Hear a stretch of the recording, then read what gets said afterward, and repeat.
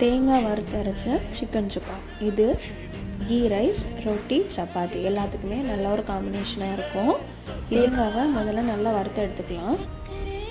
1 teaspoon மஞ்சள் தூள், 2 teaspoon மல்லித்தூள், 2 டீஸ்பூன் மிளகாய்த்தூள், 2 டீஸ்பூன் கறி மசாலா எல்லாம் சேர்த்து நல்லா வறுத்து எடுத்துக்கோங்க. மிக்ஸி ஜாரில் அரைக்கும் போது 1 டீஸ்பூன் பெருஞ்சீரகம் போட்டு பல்ஸ் மோடில் அரைச்சி எடுத்துக்கோங்க.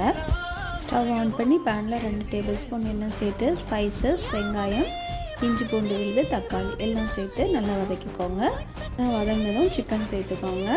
சிக்கனை 1 கப் தண்ணி சேர்த்து உப்பு போட்டு நல்லா வேக வச்சுக்கோங்க. இப்போது நம்ம மிக்ஸி ஜாரில் ரெடி பண்ணி வச்சுருக்க கோகோனட் மிக்ஸையும் சேர்த்து நல்லா கிளறி விட்டுக்கோங்க. தண்ணிலாம் கம்ப்ளீட்டாக ரிமூவ் ஆனதுக்கப்புறமா எடுத்தோன்னா அவ்வளோதான், நமக்கு ரொம்பவே டேஸ்டியான சிக்கன் சுக்கா ரெடி.